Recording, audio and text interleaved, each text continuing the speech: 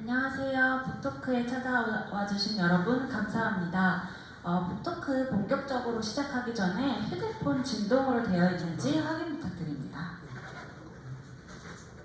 오늘 북토크를 할 도서는 눈비니 보리수 나무 아래서 부처를 묻다라는 시집입니다.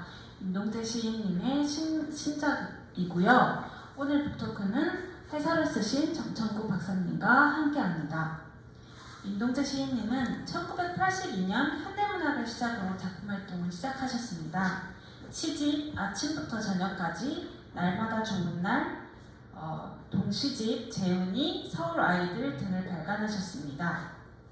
정천구 박사님은 동아시아 여러 나라의 문학과 사상, 문화 등을 비교의 관점에서 연구하고 또 주요한 동아시아 고전과 불교 관련 문학을 번역하고 계십니다. 오늘 두 분을 모시고 시집에 대한 풍성한 이야기를 나누려고 합니다. 끝까지 경청해 주시면 감사하겠습니다.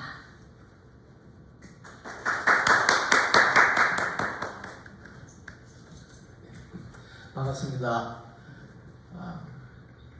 저는 원래 제가 책을 쓴 것 때문에 북토크를 한 적은 있는데 또 다른 작가분을 위해서 북토크를 진행한 건 처음입니다. 사실은 이제 윤동재 시인과는 오랜 인연이 있고 또 그 인연으로 제가 또 중매가 돼서 윤동재 선생님이 산진이 출판사에서 시집을 낼 수 있는 계기를 마련해 드린 그런 인연이 있습니다. 제가 오늘 문득 생각해 보니까 윤동재 선생님 뵌 게 벌써 30년이 됐어요. 제가 대학원 다닐 때 뵙기 시작해서 벌써 오랜 세월이 흘렀습니다.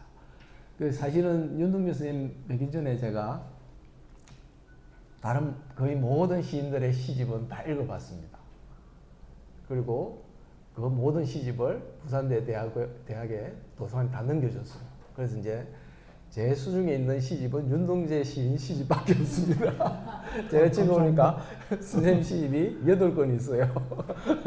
그래서 선생님 제일 처음에 그 재훈이 동시집부터 나온 거하고 그 다음에 날마다 좋은 날 하고 이렇게 쭉 시집을 또 제가 꼼꼼하게 다 읽고, 왜 제가 윤동재 선생님 시를 좋아했는가 하는 거는 아주 간단합니다. 일단 쉽고 재밌어요. 그리고 또 읽어도 재밌어요. 그래서 유독 제가 즐겨 읽었는데, 어떻게든 이 선생님 시가 많이 나오기를 바라는 마음이 항상 있었지만 제가 별 도움은 못 해드리다가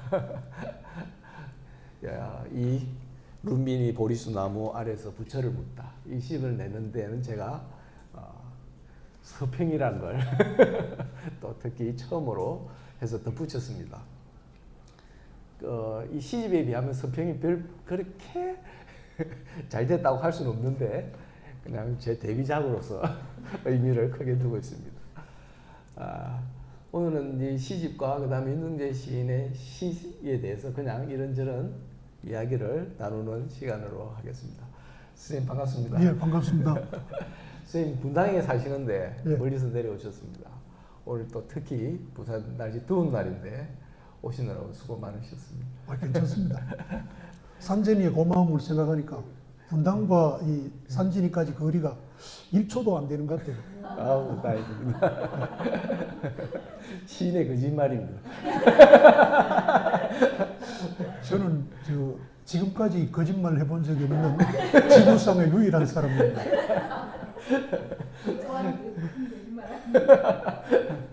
이 시집도 보면 맨 앞머리에 스님 몽유기행시 이렇게 해놨습니다. 아마 제가 개인적으로 생각해도 대한민국에서 절을 제일 많이 다니신 분이 아닌가 싶은데 스님 혹시 그런 생각해 보신 적 없습니까?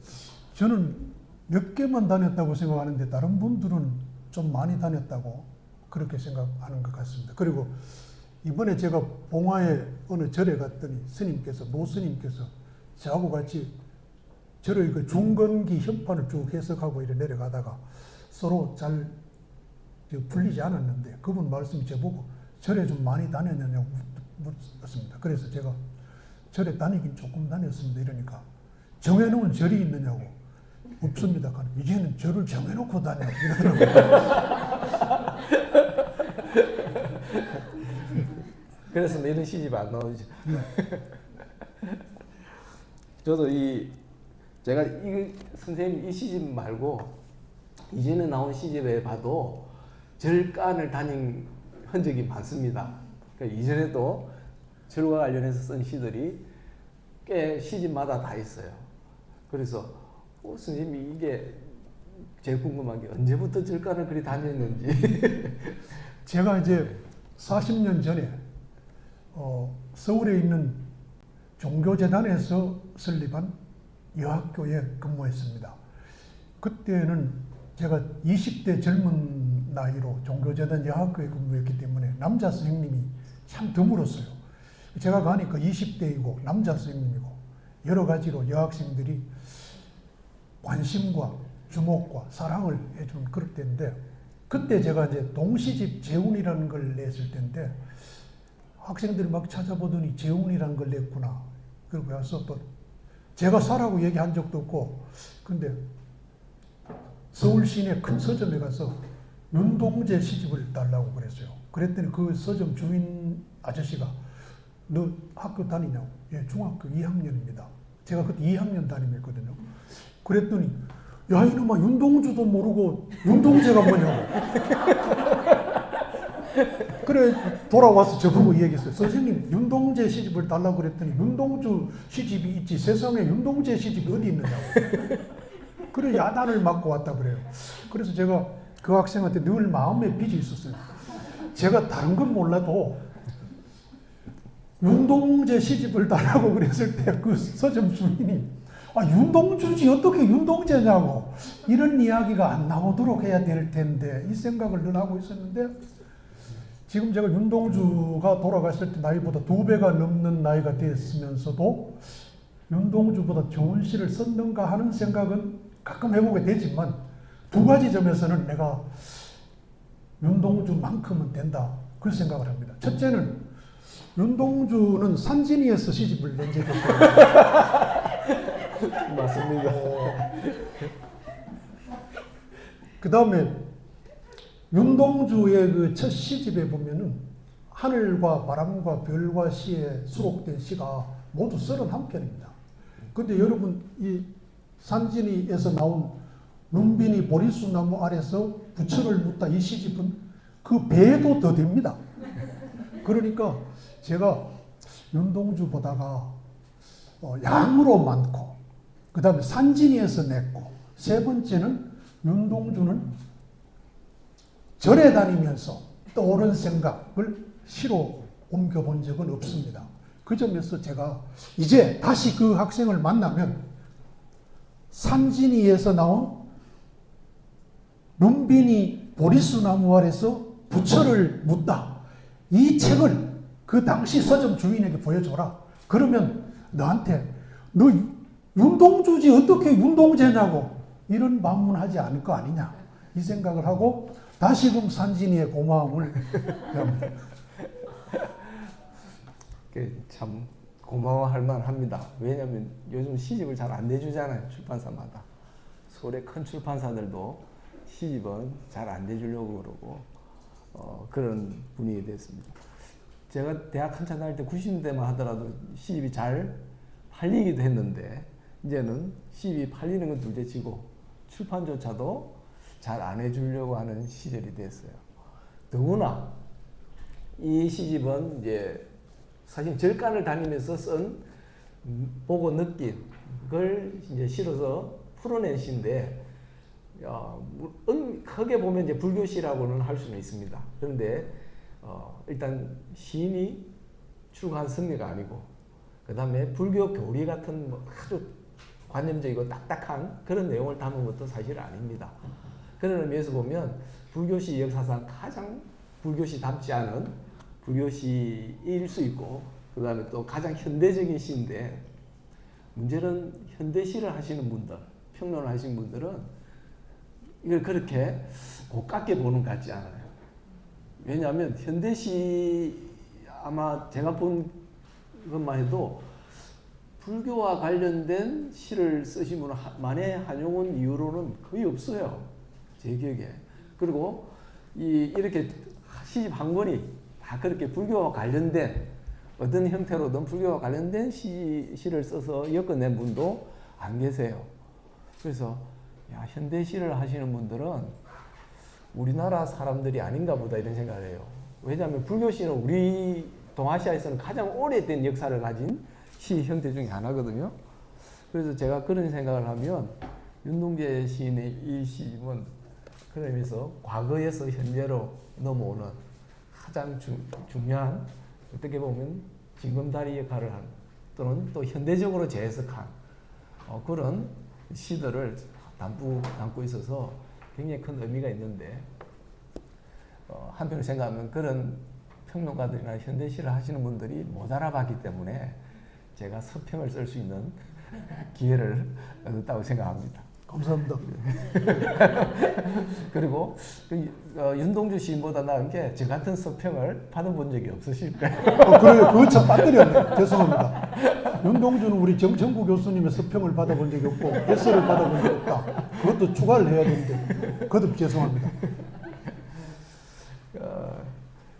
흥미롭게도 저는 이 시를 사실은 시인을 모르고 읽으면 시인이 불교에 대해서 굉장히 높은 식견을 가진 사람이 아닐까 이런 생각을 할 법하거든요.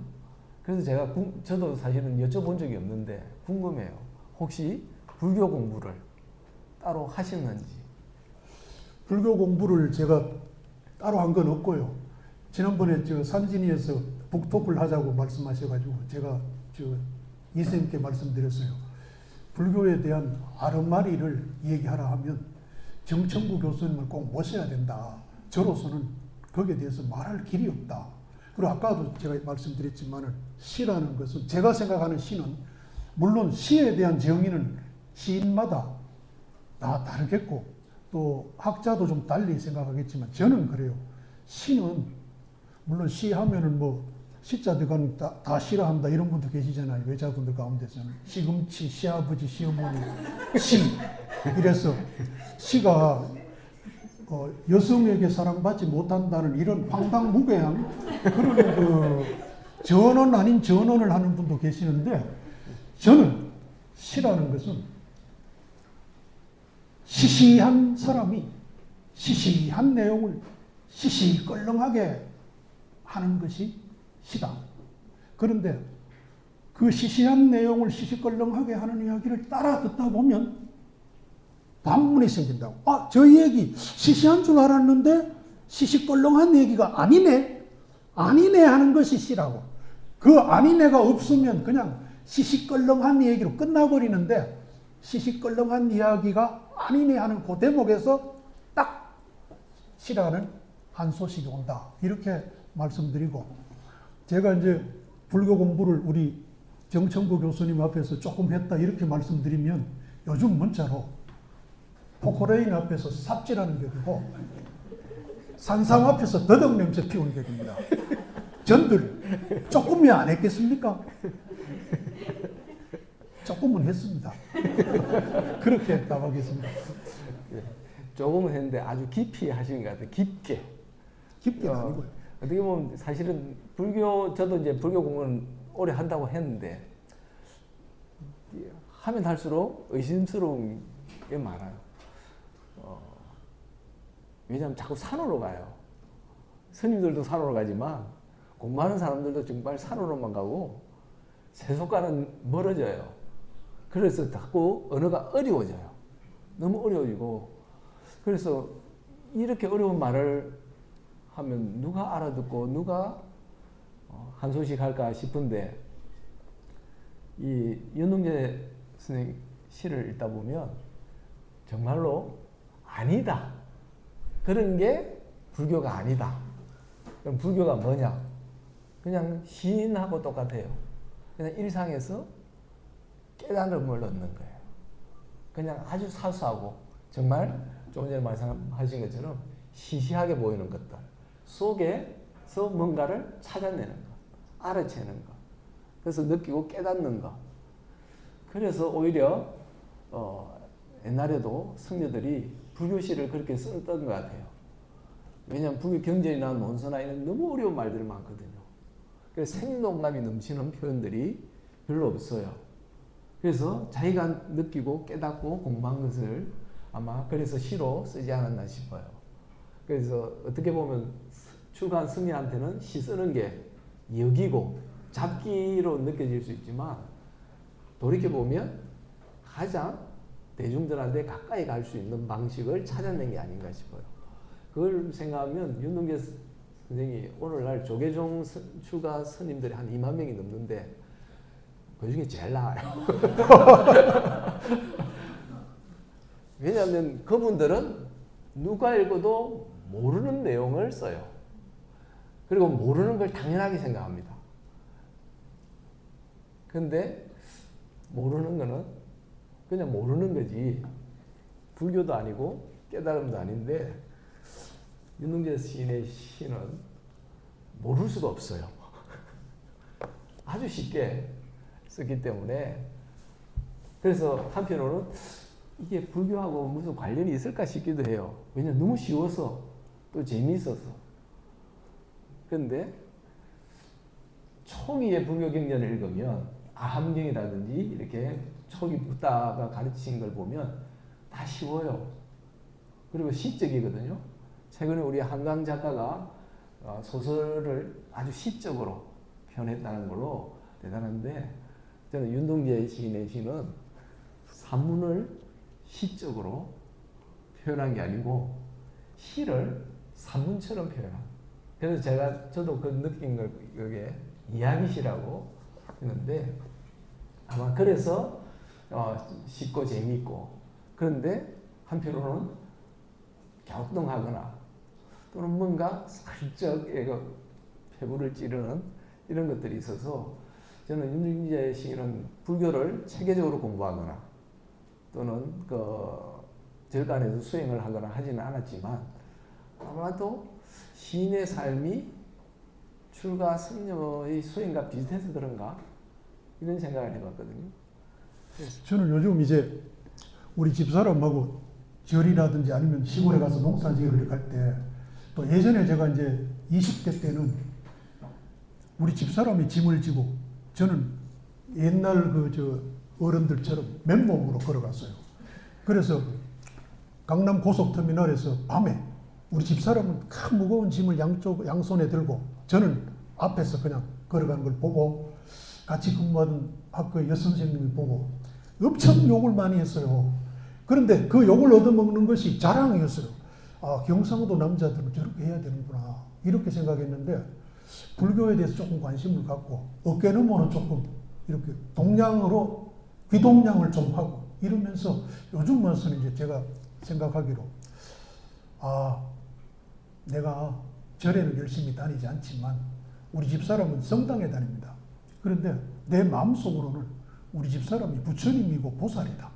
그래서 고속도로 휴게소에 가면은 뭐 라면 이렇게 주문하잖아요. 170분 라면 남았어요. 우리 집사람 가려고 하면 지금은 이제 말려요. 제가 딱 뛰어가서 마음속으로 우리 집사람이 부처님인데 내가 공양해야지. 절에 가서 쌀 싸가지고 이렇게 올리는 보다 이게 더 옳은 공양이지. 그래 갖다 주고 다 먹고 나면은 또 이제 요새 잔반통에다 갖다 놔야 되잖아요. 그럼 딱 들고 가서 이거랑 내 거 먼저 갖다 놓고 또 갖다 줄 테니까 또 그래 이렇게 하면서 수처작주 가는 곳마다 내가 주인이 된다는 것은 다른 뜻이 아니고 내가 우리 집사람을 부처님으로 섬기는 거. 성당에 다니지만 부처님으로 또 보살님으로 큰 스님으로 섬기는 것이 내가 불교를 좋아하고 절에 여행 가길 좋아하는 그 소임을 다하는 것이다. 그렇게 하면서 이렇게 바꿨어요. 그래 갑자기 저보고 뭐 공처가 됐나? 물론 뭐 지금 나이로서는 공처가 될 나이입니다. 제가 70이 다 돼가는데 지금 공처가 안 되면 집에서 어떻게 붙어 살 수 있습니까? 그런데 그거 이전에 공처가 이전에 저는 생각을 그렇게 바꾸면서 이 산진이 오늘 이 공간도 저는 이게 법당이라 생각하고 또 이 자리가 바로 부처님이 앉아 계신 자리다. 제가 지금 드리는 말씀도 여러분한테 드리는 게 아니라 부처님한테, 산진이 부처님께 드리는 말씀입니다. 그렇게 이제 생각하고, 또 시골에 가서 농사 지을 때 만나는 할아버지 할머니도 그런 마음으로 대하고, 그리고 할머니 할아버지들이 저만 가면 이 얘기하고 싶어가지고 저 의자 꺼내지 말고 1,000원짜리 브로커 벽돌 사놓으라고. 그래서 제 밭에 1,000원짜리 브로커 벽돌을 사가지고 이렇게 놔놨어요. 그러면 그 앉으면 바로 제가 제 딴에는 내린 커피를, 뭐 요즘 서울에 문자 쓰는 조금 배운 분들은 드롭 커피라 그러는데 드롭 커피를 드리니까 싫어하더라고요. 그러면서 막대 커피 있잖아요. 믹서 커피. 그걸 드리면 좋아요. 그래서 또 그분들이 지나갈 때쯤 몇 시쯤 지나간다는 걸 이제 알고 제가 그 보온병에다 따뜻한 물을 미리 끓여가 준비해놨다고 오시면 바로 즉석에서 그냥 바로 태워드리고, 또 그분들이 막 말씀하면은 제가 마음속으로 부처님이 사르나떼에서 초전법륜을 이렇게 하셨는데 이분이 부처님이라고, 나는 사르나떼 아직 불교의 이야기를 전혀 접해보지 못한 초심자라고 알고 고맙습니다 마음속으로 그렇게 하면서 하니까 그분들도 농사 짓는 비법을 가르쳐 주더라고요. 근데 시골에 가면은 농사 짓는 거 이런 거 안 가르쳐 주거든요. 근데 제가 부처님 덕에 비법을 알게 되고, 또 우리 집 사람도 저를 예전에는 별로 안 좋아했어요. 고생만 진탕시키고, 뭐 남자가 저런 일을 뭐 한마디 더 하고 싶은데 녹화되는 것 같아서 뒷 얘기는 못하고 뭐 저런 다 있느냐고 이렇게 했는데, 요새는 자기는 성당에 다니면서도 제가 아이고 부처님 라면 맛있게 드세요 이러면은 좋아하고 그래요. 그래서 이제 제 시집에 여러 시집이 있지만 절집이란 시를 제가 맨 앞에 넣었어요. 그래서 우리 이 선생님이 책을 만들면서 시가 조금 기니까 다음 페이지로 넘겼으면 좋겠습니다. 그러면 전체 디자인이 깔끔하게 넘어갑니다. 그렇게 말씀하셨어요. 그런데 제가 아이고 안 됩니다. 절집을 맨 앞에 넣어야 됩니다. 왜 그러냐면 시집을 목차를 보시면은 나머지는 전부 절 이름이 앞에 나와 있습니다. 고유명사 절 이름이. 절집만 보통 명사로 되어 있어요. 그러니까 절집이 전체 70편의 시를 총괄하면서 대표하면서 윤동제를 알려주는 거예요. 아, 불교의 교리, 스님들, 큰 스님들 하시는 말씀, 그 할머니, 시골 할머니 그랬잖아요. 별거 아니에요. 사람이 착하게 살고, 겸손하고, 남 괴롭히지 않고, 겁주지 않고, 어디 안 믿으면 어디 간다 이렇게 겁주지 않고, 겸손하게 살면 된다. 착하게 살면 된다. 넉넉하고 따뜻하게 살면 되지. 별거 있냐? 이 절에 가보니 콩나물이 맛있고, 저 절에 가보니 물이 맛 좋고, 저 절에 가보니 밥이 맛있더라. 뭐 그런 얘기인데, 더 중요한 거는 그런 가운데, 지금도 그러잖아요. 그래서 할머니가 말씀하시죠. 좋은 얘기가 없어서 세상이 이렇게 엉망이냐고. 좋은 얘기가 없어가지고, 책에 차고 넘치고, 훌륭하신 분들이 좋은 얘기 다 말씀을 많이 하셨고, 지금도 말씀 많이 하시잖아요.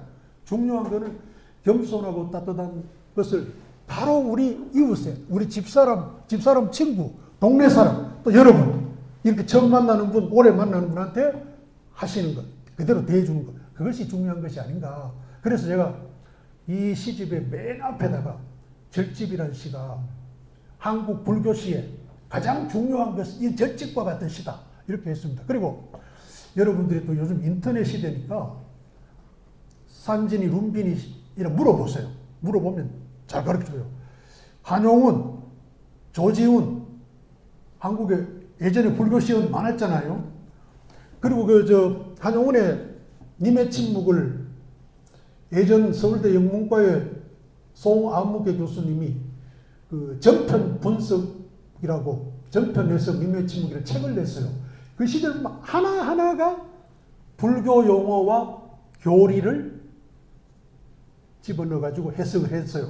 다 읽고 나면 불교 교리도 이해를 잘 못하겠고 시도 잘 이해 못하겠다는 제가 한창 모자라는 사람의 생각을 갖게 되겠더라고요.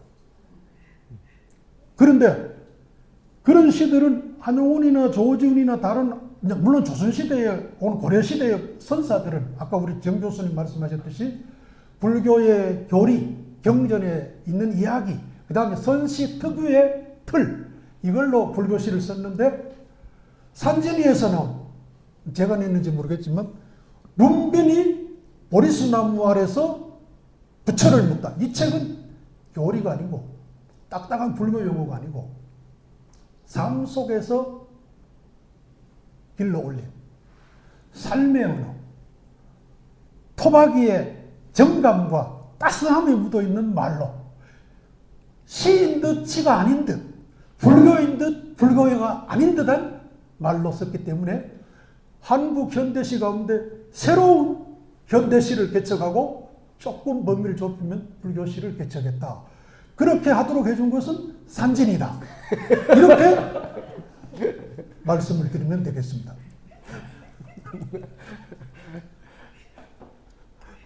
말씀하세요. 지나간 말씀입니다. 자기 과물을 혼자 다 하셨어요. 아니 제가 왜 이런 말씀 드리냐면요. 제가 이제 문단에 나온 지가 한 40년이 넘었습니다. 근데 그동안 이제 동시집을 내고 시집을 냈는데 그동안 낼 때는 많은 어려움이 없이 그렇게 낼 수가 있었어요. 근데 이 시집은 이제 출판사에 투고했는데 아직도 답이 없어요. 어떤 출판사 아직도 답이 없어요. 그렇죠. 작년에 보냈는데. 작년에 보냈는데 아직도 답이 없어요. 2달 후에 소식을 주겠다 그러니까 내가 담당자하고 전화까지 했어요. 근데 그 전화 받고도 답이 없어요. 아무 말이 없어. 그리고 이제 이름을 대면 어떤 유명한 출판사에서는 저한테 답을 줬어요. 참 이 좋은 출판사를 만나가지고 이건 책이 꼭 나왔으면 좋겠습니다. 자기 출판사에서 내주면 좋은데 어디. 그래서 산진에서 어떻게 남의 이메일을 살짝 이렇게 엿봤는지 내주셨잖아요. 거기서 어느 좋은 출판사, 그게 산진이었던가 봐요. 산진에서는 온 거 보내줬는데 바로 내줬으니까. 그리고 보통 뭐 출판사, 어떤 출판사는 한 1년, 2년 기다려라 이래요. 기다릴 수 있느냐고. 아니 뭐 1년, 2년이 아니라 1000년도 기다리죠. 다른 데 보내도 내주지 않는데. 그리고 내가 저 동시집 가운데는 1000년 기다린다는 마음가짐으로 기다렸다가 낸 것도 있습니다. 근데 산진이는 받자마자 바로 내주셔가지고 그것도 또 너무 기분이 좋고요. 기쁘고 제 역사에 참 찬연하게 빛나는 이력입니다. 고맙습니다.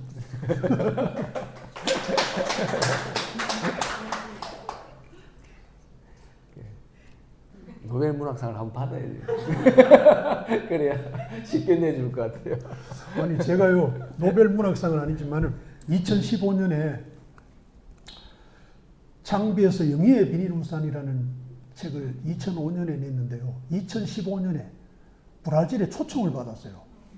그래서 제가 당황을 해가지고 이거 나를 초청한 거 맞느냐 물어봤어요. 맞다고 해요.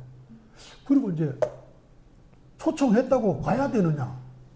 그러니까 주변 사람들이 가야지 이래요. 그래요? 그래 이제 참 용기를 내 가지고 가려 그러는데 제가 뭐 주로 여행 가본 데가 중국. 기껏 미하오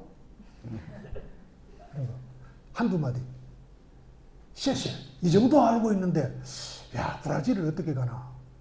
근데 간다고 해가 갔더니 브라질 거기 상파울로 이제 문학축제 준비위원회에서 비행기표는 원하는 대로 보내준다.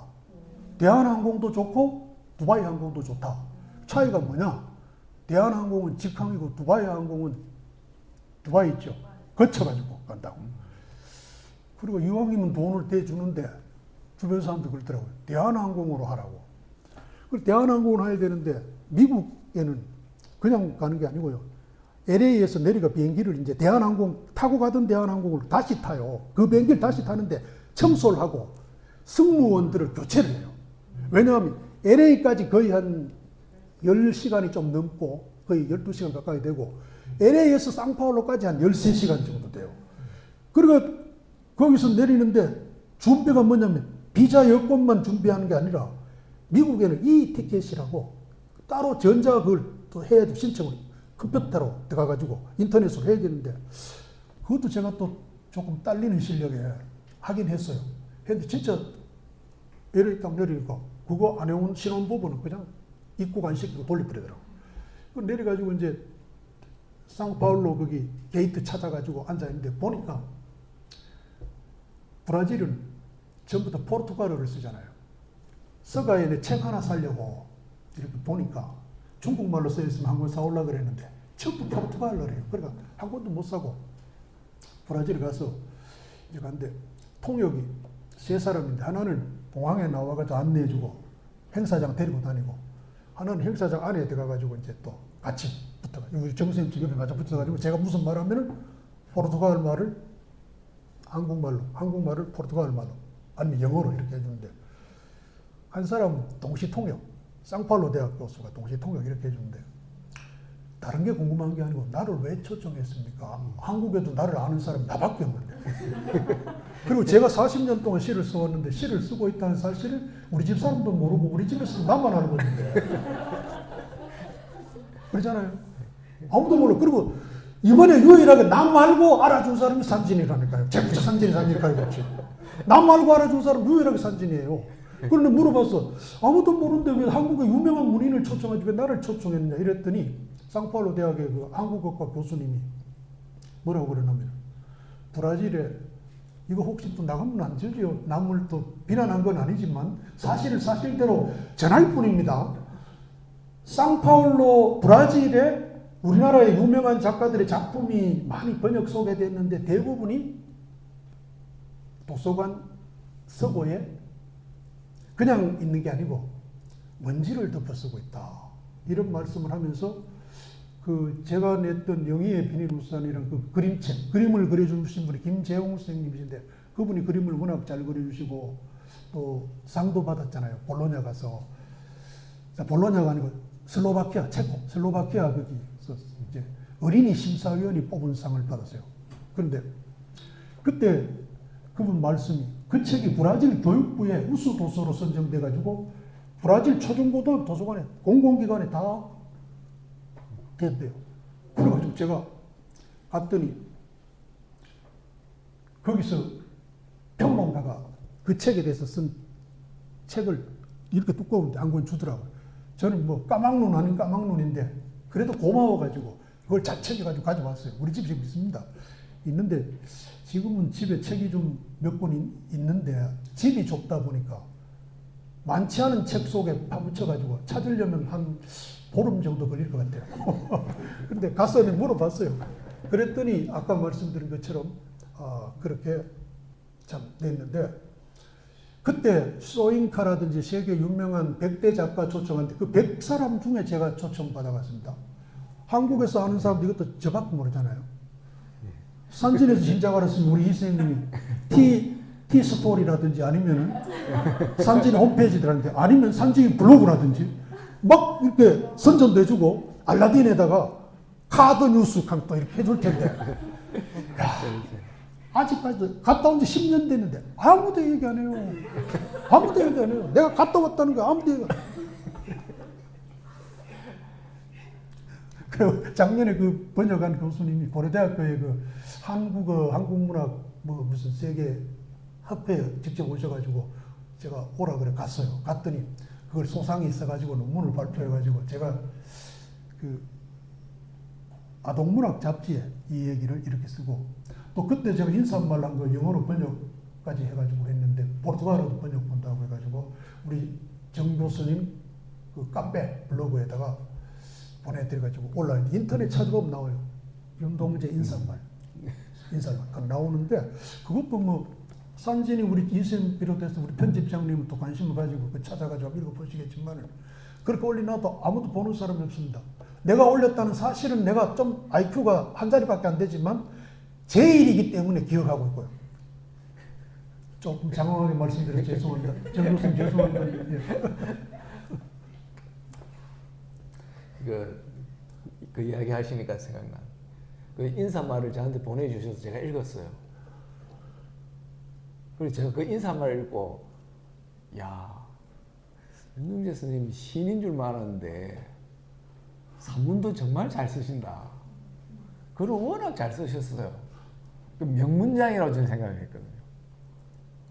그 이제 집사람한테도 보여준 기억이 있는데 제가 그걸 여러 번 읽었어요. 그래서 오늘도 이 이야기가 나올지 안 나올지 몰랐는데 그런데 오기 전에 그게 생각나서 궁금했어요. 선생님 혹시 산문은 써놓으신 게 없으신가요? 없습니다. 왜냐하면 제가 산문은 주로 돈으로 계산하잖아요. 시인들이 이렇게 쓰면은 시인이나 이러면 200자에서 201자 가면 한 장이 더 넘어가잖아요. 그러면 원고료 2만 원이 늘어난다. 이런 식으로 해서 시인들은 하면 죄송합니다. 저는 시를 쓰기 때문에 한 번도 뭐 고려라든지 이런 걸 생각해보지 않고 그냥 즐거웠어. 즐거운 마음으로 세상에 뭐가 즐겁냐. 나이 들어보니까 제가 또 시를 쓰길 잘했다고 요즘 생각하는 게 이번 여름에는 무더운데요. 선풍기 없이 지냈어요. 왜냐하면 제가 동시와 시습작을 열심히 하느라고. 그래서 우리 아줌마가 참 호랑이보다 무서운데 찾아오더니 아니 에어컨 저 선풍기도 없이 어떻게 이렇게 지냈냐. 밥도 안 먹고 약도 안 먹고 잠도 안 자고 왜 이러냐 하대. 그래 내가 시를 좀 써보면 이렇게 된다고. 그 참 즐거웠습니다. 그 즐거운 마음으로 그렇게 썼고 산문은 제가 원래 못 쓰고요. 또 잘 쓰려고 노력도 안 하고. 근데 우리 정 교수님 참 저보고 한 산문이 참 좋은데 왜 안 쓰냐고 이러는데 돈 좀 많이 벌은 뜻입니까? 그 시인이 쓰는 산문이 좀 남다른 것 같기도 해요. 뭐 시 쓰는 저는 시를 쓸 엄두를 젊을 때는 냈다가 적었어요. 야 나는 시는 안 되겠다. 그래서 그거 그냥 연구해서 그냥 산문이라도 좀 괜찮게 쓰자 이랬는데 시인의 산문은 또 달라요. 훨씬 더 예리하고 그러면서도 따뜻하고 그래서 이 시와 산문이 같이 가는가 이런 생각을 했어요. 저는 이제 연구 논문 쓰는 거하고 그냥 산문 우리가 흔히 말하는 그건 좀 비슷하게 쓸 수는 있는데 시내 수준에는 못 갑니다. 근데 제 생각에는 시집이 요즘 잘 안 내주기도 하고 안 팔리니까 또 써보라고요? 어째서 산문을 써서 그냥 뭐 산문은 또 오래 앉아서 써야 되잖아요. 장수도 많고. 근데 시는 특히 동시는 뭐 짧잖아요. 그러니까 제 스타일에 제 그 습성에 딱 맞는 것 같아요.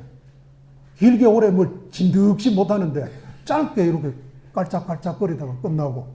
그래서 시를 쓰고 동시를 쓰고 특히 또 쉽게 쓰는 거는 저는 제 스스로 아랫마리가 짧아가지고요. 학문적 깊이가 있는 글이라든지 아니면 어려운 용어가 많이 나오는 글은 이해를 못해요. 그리고 저도 해보니까 제가 잘 모르는 걸 쓰게 될 때는 글이 공연히 어려워지고 또 쓸데없는 어려운 용어를 끌어들이게 돼요. 그런데 제가 잘 알고 또 자신 있다고 생각하는 거는 단숨에 이렇게 싹 써야 돼요. 그래서 모든 글은 어느 순간 단숨에 쓰여지는 글이 명문이라기보다 글다운 글이 되는구나 그런 생각을 하고 시도 어려운 시는 그 시를 쓴 시인이 알고 썼을까 하는 제 나름의 의심병이 생기더라고요. 그리고 그분을 비난하고자 하는 게 아니고 그분은 틀림없이 이유가 있어서 그렇게 어렵게 쓰셨을 테지만 저처럼 어렵게 못 쓰고 괴롭게도 쉽게만 쓰는 사람은 쉽게 쓰는 것이 참 좋다. 제가 저 중국에 낙양이라고 화북성 낙양이 있잖아요. 용문석굴 있고 여기 시집에 오면 서산 마예부로 미소 해가지고 용문석굴의 노사나불이 서산 마예부를 찾아와가지고 그 미소 좀 파세요. 그럼 그 밑에 그게 식당이 있어요. 가보면 식당에 국수를 파는데 어죽국수를 파는데 그거 와서 팔라고 졸라대니까 마예불이 그 미소 싸고 파는 게 아니라고 그냥 공짜로 가져가시라고. 그런데 그 노사나분의 얼굴이 무축천, 척천무라고 중국 책에 나와 있어요. 정확한 증거가 있는지 몰라도 제가 본 책에는 그렇게 돼 있어요. 그래서 거기서 그 얼굴을 무축천처럼 모사라 불상을 만들었다고. 불상에 보면은 불상인데 너무 예쁘게 돼 있어요. 이목구비, 눈 또렷하게 돼 있어요. 그리고 그 또렷한 걸로 그치는 게 아니고 너무 예쁘게 돼 있어요. 근데 그 용문석굴 맞은편에 백낙천, 백거이의 무덤이 있어요. 근데 중국의 당나라 시인 중에서 시를 가장 쉽게 쓴 시인으로 백거이가 유명하잖아요. 이름도 거이잖아요. 거할 거자에 시울 이자. 그러니까 저도 늘 꿈꾸기를 백거이 같은 그런 마음으로 시를 쓰고 글을 써야 되겠다. 그래서 제가 용문석굴에 갔을 때 가이드가 가지 말라는 걸 몰래 거기 강 건너에 가가지고 백거이 거기 무덤까지 찾아가서 백쌤 저 왔습니다. 뭐 여기서 갑자기 뭐 용다리 황태도 없고 또 참소주도 없고 뭐 처음처럼도 없고 해서 그냥 맨손으로 왔습니다. 이해하시고 그냥 한 잔 얻어 자신 걸로 생각하세요 하고 이렇게 저라고 왔거든요. 그런데 지금도 백거이처럼 쉬운 시를 쓰자, 백거이처럼 쉬운 산문을 쓰자, 이런 생각이 제 마음 깊은 곳에 자리 잡고 있습니다. 그렇습니다. 스님 시를 언제부터 쓰셨습니까? 시는 제가 고등학교 때 제가 공책에다가 이렇게 몇 자 이렇게 적고 뭐 백일장에 상 받은 것도 아니고 우리 학교가 뭐 백일장 자주 하는 학교도 아니고 저 어디에 뭐 학교 대표로 뽑혀가지고 나간 적은 없고요. 그냥 저 혼자 좋아가지고 그 책도 많지 않고 그래가지고 좋은 시 있으면 한 구절 베끼고 두 구절 베껴보고 그렇게 하다가 이제 대학에 들어가서 문학 잡지를, 그때는 문학 잡지가 많이 나오는 시절이 아니었기 때문에 한 권 사가지고 이렇게 보내주고, 지금 제가 보살로 부처님으로 모시는 분이 문학 잡지를 매달 한 권씩 사서 저한테 주시면 읽어보고, 또 제가 습작을 하면 좀 베껴가지고 하고, 그 다음에 저 잡지사에 투고도 대신 좀 해주고, 그래가지고 저 4학년 때 투고를 했는데 봄에 투고했는데 가을에 현대문학 잡지에 추천이 됐어요. 그 뭐 제대로 수련도 안 되고 난 뒤에 추천 과정을 마쳤기 때문에 두고 후회를 하고 있습니다. 한 40이나 한 50, 적어도 한 지금보다 한 1년 전쯤 제가 문단에 등단했다면 충분히 익어가지고 좋은 글을 쓸 텐데, 소년등과 하면 폐단이 있다 그랬잖아요. 자기의 그 내공을 닦을 길이 없다고. 제가 그 꼴이었어요. 그래서 두고 후회를 하고, 철없을 때 괜히 투고했다. 그냥 연습 좀 하고 제조가 계속 쓰다가 한 70, 한 이틀 정도 남겨놓고 그때 투고가 시인이 됐더라면 내가 제대로 될 수 있을 건데요. 그럼 산진이 못 만납니다. 그래 됩니다. 자, 그래 되네요. 자, 죄송합니다. 조금 산진이 만나려고 제가 조금 모험한 것 같습니다. 그때 쓴 시 제목이 혹시 원효? 네, 원효인데요. 제가 그때 그 현대문학의 80년 10월호에 이제 원효라는 걸 썼는데, 또 갑자기 또 칭찬을 해주는 거예요. 그때 했는데, 제가 늘 그 같이 열심히 가르침을 받는 국문학 교수님께서 제 대학 때 이제 가르쳤는데, 그 선생님이 막 칭찬을 막 해주고, 또 지금 생각하면 좀 과하게 칭찬해 주셨다고나 할까? 그래서 용기를 더 얻고, 그래가지고 지금까지 원효라는 작품으로 추천을 받고, 산진이 이 책에 지금 원효에 대한 이야기가 3편이 실렸는데요. 원효를 읽는데 뭐 썩 좋지는 않습니다. 제가 좋아도 이렇게 말해야 되는 거 아닙니까? 그래서 억지로 이렇게 말합니다. 3편이 실려 있습니다.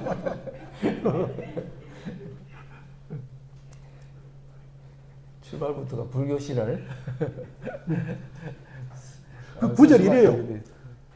국립경주박물관 그 앞마당에 원효는 가마니를 깔고 앉아가지고 날마다 사주팔자를 아침에 까마귀를 타고 내려와가지고 사주팔자를 봐주고 저녁에 또 올라간다.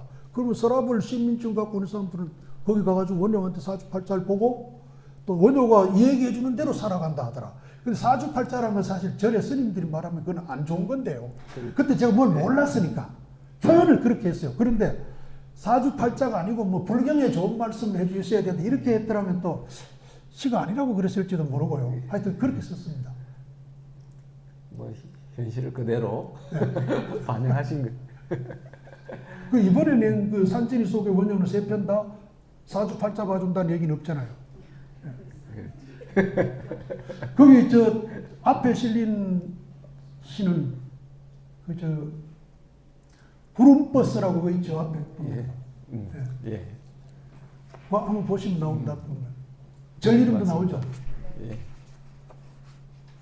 그 절을 제가 직접 가보지를 못했어요. 다른 절은 다 답사했는데 그 절은 삼국유사에 이름이 나오더라고요. 그 신라 경주 가서도 거기가 유적이 남아있다 그러는데 제가 좀 그런데 좀 약간 둔하기 때문에 찾아가서 확인해 보려고 애써도 안 되대요. 그래서 구름버스로 타고 간다고 해요. 도량사. 예. 예? 도량사. 예. 도량사 가는 데는 구름버스로 가야 된다. 구름버스로 가야 하는 이유가 가는 버스가 없어요. 구름버스 아니면 타고 갈 수가 없어요. 예. 우리 정 박사님도 삼국유사 전공하시고 삼국유사 책도 내셨잖아요. 그죠? 산진에 쓰셨습니까? 예. 그러시구나. 근데 저도 정 박사님 물어봤거든요. 우리 기림사도 정 박사님 같이 갔거든요. 기림사 봄 선물이라고 그 참 좋은 시라고 남들이 얘기하대요. 저는 그렇게 생각 안 하는데. 근데 그 같이 갔는데 도량사는 같이 가자 하니까 정 박사님도 몰라. 갈 수가 없어요. 그래서 할 수 없이 구름버스로 가는 수밖에 없다. 예. 그래서 거기 보면 다른 건 다 뭘 타고 간다는 말이 없잖아요. 그건 다 갈 수 있어요. 누구나 갈 수, 저도 갈 수 있고 다른 분도 다 갈 수 있는데 딱 도량사 하나만 지금 현재로선 구름버스로만 갈 수 있다. 그거 못 믿겠으면 못 가는 거죠. 그 시에 써놨잖아요. 구름버스 타고 간다고 했는데 나 그거 못 믿어. 너 거짓말쟁이야. 안 돼. 그럼 도량사 못 가는 거예요. 그거 그래 가야지. 저 스마트폰으로 예매해야지. 구름버스 예매하는 사람만 가는 거예요. 아유 미안합니다.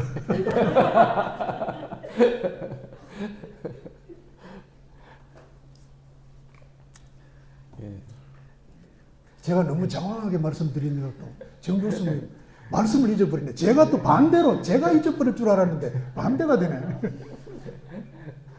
오늘 윤흥재 선생님 북토크 할 기회가 없었어요. 이때까지. 윤동재 선생님 시집은 제가 볼 때 하나도 버릴 시집이 없거든요. 이때까지 내신 거 보면 다 좋은 작품들이 가득가득하고 이러는데 북토크를 할 기회를 아무도 안 줬어요. 산진이가 드디어 줬습니다. 그러니까 그동안 못하신 말씀을 다 쏟아내셔야지. 사실은 제가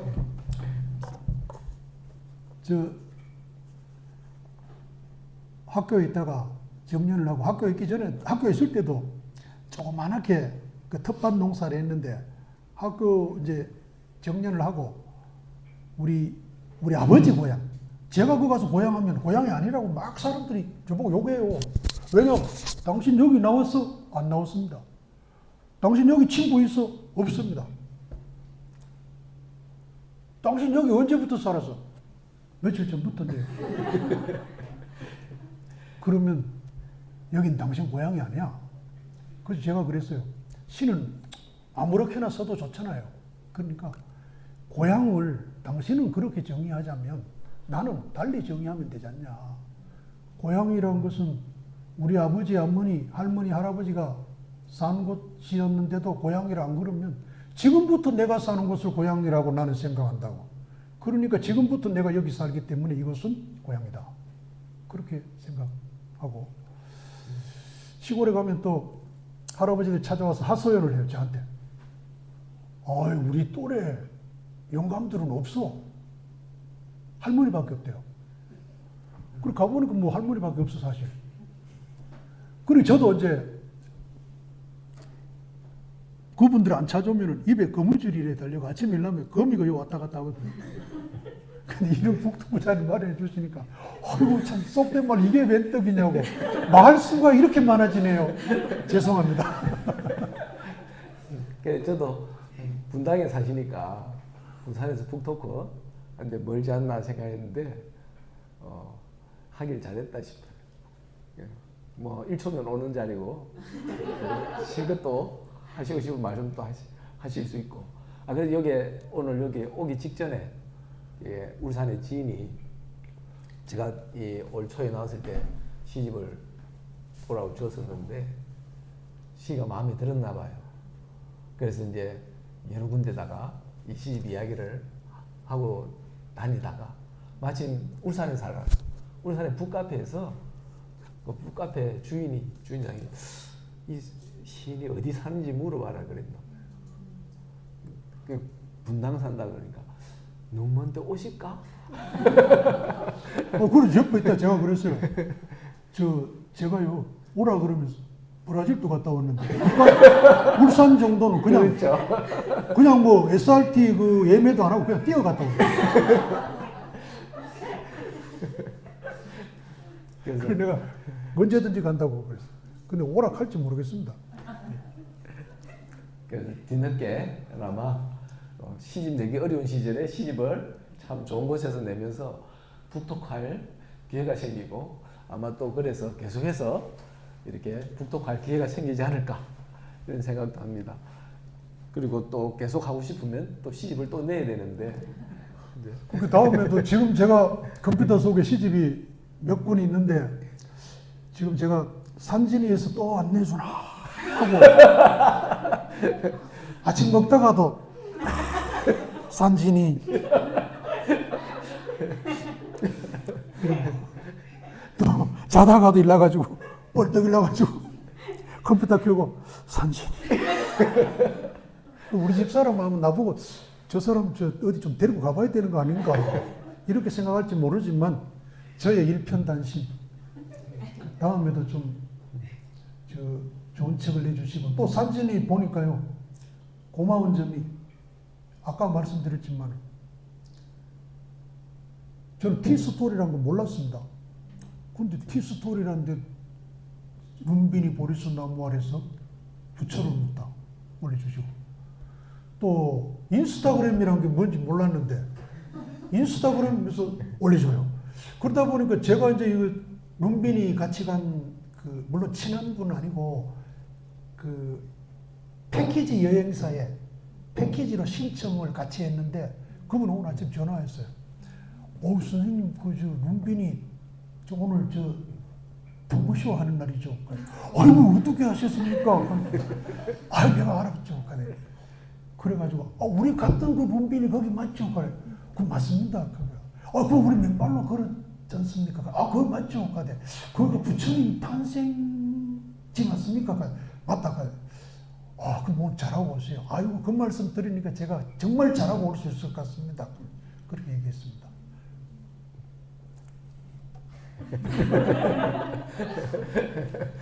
더 잘하고 싶어서 산진에서 또 내주기를 바라는 거예요. 그렇게 산진이에서 좀 많이 내주시면은 한국의 물론 저의 영광이기도 하지만 한국 현대 시사가 알차지고 그 다음에 시를 사랑하는 지금은 말입니다. 좀 이런 말씀 드리기 좀 죄송합니다만 만인 시인 시대 아닙니까? 모두가 시인 아닙니까? 예전에는 그런 말이 있잖아요. 남산에서 돌 딱 던지면 김씨, 이씨, 박씨 중에 한 분이 맞는다 이랬잖아요. 그 말씀이 이제 현대화로 바뀌어가지고 남산에서 돌 딱 던지면 시인들만 딱딱딱 맞는다. 왜 그러면 시인이 그렇게 많다고 물론 이제 훌륭한 시인님들은 그걸 자조로 이렇게 이해를 하는데 제 입장에서 무명의 시인이잖아요. 제 입장에서는 아니다. 만인이 시인이면 그야말로 우리나라가 시인공화국이고 시인공화국이 되었을 때 특검이 필요 없는 나라가 된다. 맞습니다. 맞죠, 여러분? 네. 그러니까 이걸 산진이에서 시집을 또 내주세요. 그래야 이게 시인공화국이 되고 특검이 없는 나라, 좋은 나라 우리나라가 되는 거예요. 제가 뭐 시집한 거 더 내가지고 뭐 돈을 벌겠다는 뜻도 아니고 이름 날려고 하려고 제가 뭐 지금 또 해봐야 또 걔가 또 하면 그럴 거야. 윤동주 시집이지 인마 윤동재 시집이냐고 이렇게 말할 거예요. 그러니까 그런 뜻도 아니고요. 그러니까 산진이가 그냥 시집 내가지고 여러 사람이 사랑하고 또 시의 말씀대로 뭐 불경이나 성경 말씀대로 하면 또 이게 또 엇나가는 분이 많더라고요. 그런데 시의 말씀은 엇나가는 분이 없을 것 같아요. 워낙 진실만 말하니까. 불경이나 성경보다 더 진실을 말하니까. 그러니까 시의 말씀대로 살아갈 수 있는 시의 나라가 완성될 수 있도록 산진이가 힘써 주셔야 된다는 이 엄숙한 말씀을 드립니다.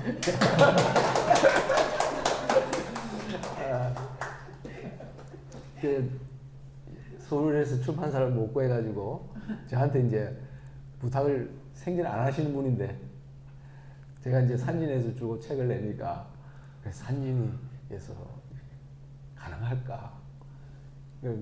저도 뭐 시집 내는 게 쉽지 않은 시절이라는 것도 알고 그러긴 한데 그래도 제가 여기 추천한 이유가 제가 읽어서 제일 좋아하는 시를 제일 많이 쓰시는 분이에요. 그리고 지금 개인적이지만 한국 문학에서 천재적인 조동일 선생님이 제일 좋아하는 시인이기도 합니다. 그리고 늘 조동일 선생님이 평가를 하세요. 그래서 그 결과물이기도 합니다.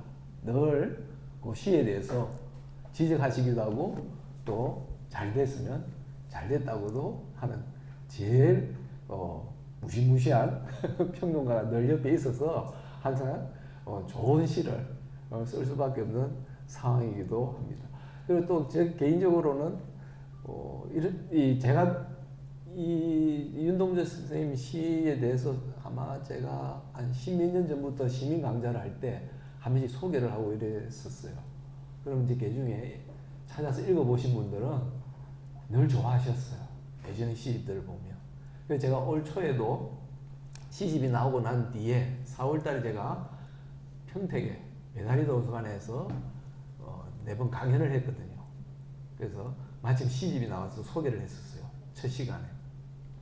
내가 처음으로 또 평론가로 데뷔했다고. 서평도 쓰긴 했지만 시집이 아주 좋다. 그래서 처음에는 이제 도서관에서 책을 구입해서 비치를 했었어요. 첫 주에. 근데 둘째 주에 오니까 책을 사신 분들이 몇 분이 있었어요. 그래 왜 사셨냐 하니까 처음에 빌려 보시다가 시집이 너무 좋아가지고 그냥 내가 사서 읽어야 되겠다 해서 사셨대요. 그래서 내가 소개는 참 잘했나 보다. 감사합니다. 아니 윤동재 선생님 시집을 소개해서 실망하신 분은 제가 본 적이 아직 없거든요. 물론 실망하신 분이 실망해서 내한테 말 안 했을 수는 있는데 대부분 다 좋아하셨어요. 그래서 이번에 이 산진이에서 나온 시집도 반응을 보니까 다들 좋은 시들로 돼 있다. 그래서 재밌고 감명도 받았다. 이렇게 말씀들을 하셔서 이런 시들이 계속 나오기를 바라는 마음이 저도 간절합니다. 조동일 선생님 인터넷에 한국신명나라. 예, 한국신명나라라고 카페가 있습니다. 거기 제가 이제 아침마다 시를 올려요. 그 몽유갱시하고 시하고 동시 이렇게 올렸는데 그동안 좀 게을리하다가 최근에는 거의 날마다 올립니다. 그리고 이제 우리 정 교수님 말씀해 주셨는데 몽유갱시라는 이름도 사실은 제 아둔한 머리에서 나온 게 아니고 조동일 선생님이 몽유갱시라고 이렇게 명명을 해주시고 여기다가 올리라. 그래가지고 제가 이제 올렸습니다. 올리고 그 카페에 보면 우리 국문학에서 몽유란 말이 어떻게 쓰였고 쓰임새 그리고 그것이 어떤 의미를 지니고 문학적으로 어떤 의의를 갖고 있는가 그리고 오늘 현대문학에서는 그 몽유란 말을 어떻게 우리가 재활용할 수 있는가 제 시집 룸비니에서 룸비니 보리수나무안에서 부처를 묻다 이 책을 그 카페에서 소개해주는 글에 그게 나와 있어요. 이선 보셨잖아요. 그거 자세히 나와 있습니다. 그래서 언제든 참고하시면 되고요. 제가 이제 카페 올리는 거는 눈빈이 같은 산진이 같은 출판사가 있으면 바로 출판할 텐데 출판해 주는 데가 없고 또 선생님이 고맙게 늘 그 제가 올리는 습작에다가 이제 댓글로서 이렇게 하면 안 돼. 이건 좀 부족하다. 다시 더 해야 된다. 예, 알겠습니다. 하고 또 선생님이 말씀해 주시니까 제가 고칩니다. 하고 이렇게 댓글로 또 올려놓고 이렇게 합니다. 그래서 혹시 궁금하시면 눈동제만 쳐도 그 카페를 들어갈 수 있습니다. 회원 가입하시면 더 좋고요. 회원 가입하셔서 보시면 되고. 그래서 보시면은 거기 보면 우리 정 교수님도 말씀하셨지만 선생님의 글도 있고요.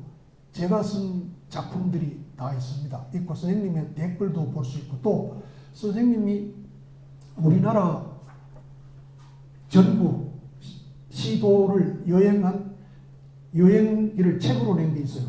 지금까지 이제 뭐 전남, 전북, 충남 이렇게 나왔어요.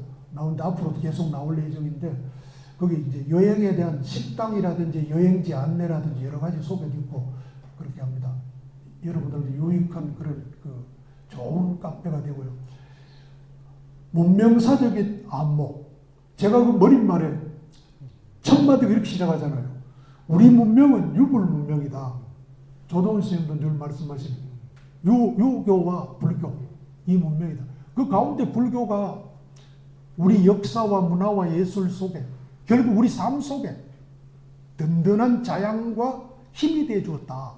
그러니까 절집을 가는 것은 결국 우리의 역사와 문화와 예술을 이해하고 공부하고 찾아가는 길이다. 이것 빼놓고 어떻게 아무리 현대라 하지만 현대 시를 쓴다고 하지만 시를 말할 수가 있느냐. 그래서 하고 그 다음 나는 불교가 주는 기본적으로 불교를 포함해서 이슬람교, 기독교, 한국의 원불교 뭐 무슨 종교든 종교가 주는 치유의 힘, 위안의 힘 이런 것들이 이런 시를 쓰게 하는 큰 힘이다. 일부의 시를 한번 보시라. 그러면은 여러분들이 어떤 위안을 얻을 수 있을 것이다. 그런데 위안만 얻고 세상을 살아갈 수는 없잖아요. 공자님도 그랬잖아요. 어떻게 사마천이 그랬죠. 도착이 같이 나쁜 짓 한 사람이 있는데 그 사람은 행복하게 요즘 자본주의적 잣대로 보면 행복하게 잘 살았죠. 그런데 다른 사람은 선하고 착한 사람은 일찍 죽느냐. 그래서 물었잖아요. 천도가 있습니까? 이렇게 질문했잖아요. 천도가 있단 말입니까? 이렇게 했는데 두 번째 그 2부 룸빈이 두 번째는 그래서 세상에 말이죠. 착한 사람은 왜 이렇게 고통받고 힘없는 사람은 왜 이렇게 눌림을 받습니까? 그런 그 비판적인 생각. 그리고 우리의 삶을 돌아보고 살펴보고 생각하게 하는 성찰의 시만 모았습니다. 그리고 세 번째 이제 제가 눈빈이 가서 부처님께 물어봤죠. 저도 부처죠. 부처님 뭐 부처님입니까? 저도 부처지. 그렇게 물어봤거든요. 그러니까 부처님이 이제 답을 뭐 그렇게 묻냐? 제대로 답을 못 해줬다 그러는데 우리 정 교수님 해설에서 그 잎을 살랑살랑 흔들면서 해준 게 다 답이야. 답을 못 알아듣냐? 이렇게 말씀을 하셨더라고요. 그래서 세 번째는 그렇게 였고 마지막에는 시간이 이제 거의 많이 됐기 때문에 마지막에는 제가 아까 말씀드렸듯이 백거이를 좋아한다는 말씀처럼 이 시대에 자기가 충분히 내화가 되고 육화가 되고 체화가 된 글은 산문이든 시든 남이 읽었을 때 쉬워진다. 쉽게 읽힌다. 쉽게 익혀지지 않는 글은 자기 체화, 자기 것이 안 됐다. 자기도 모르는 걸 썼기 때문에 그래. 알면 그렇게 어려워질 이유가 없다. 그래서 저는 소망이 있다면, 물론 통일도 소망이지만 저의 소망은 쉽게 쓰는 걸. 남이 딱 이러고 보고 이거 내 얘기네, 내 생각이네. 이거 맞아, 이 말 맞아. 공감하고 이거 참 어렵지 않구나. 나도 시인이 돼야 되겠네. 제가 저 시집을 내고 동시집을 내면 다 그러대요. 이건 나도 쓸 수 있겠다. 그래서 나는 그걸 저를 무시하고 편마하는 말로 듣지 않고 내가 참 시집을 낸 보람이 있구나. 나도 시를 쓸 수 있겠다고 생각을 갖게 해줬으니 내가 책을 낸 보람이 있다. 아마 이 눈빈이도 알게 되면 많은 분들이 그러니까 이딴 불교시는 나도 쓴다. 니만 쓰나 나도 쓴다. 그러십시오. 이 말씀을 드리려고 이 책을 낸 거예요. 얼마든지 쓰시고 저보다 더 열심히 절에도 갔다 오시고. 왜 절이 또 좋으냐면 명산대철이라고 말씀하잖아요. 대철. 명산에 대철이 있거든요. 가는 길에 산 구경하고 관광하고 또 절에 가면 좋은 점이 완납 묻지도 않고 가도 감락하지도 않고 그냥 들락날락 제 마음대로 하고 산세 좋고 경치 좋은 곳에 가고. 그러니까 이거 보시고 제가 말씀드리고 싶은 거는 여러분들은 더 좋은 불교식 또 더 좋은 질문을 부처님께 드릴 수 있기를 제가 참 부처님께 공양을 올리면서 부탁을 드립니다. 예.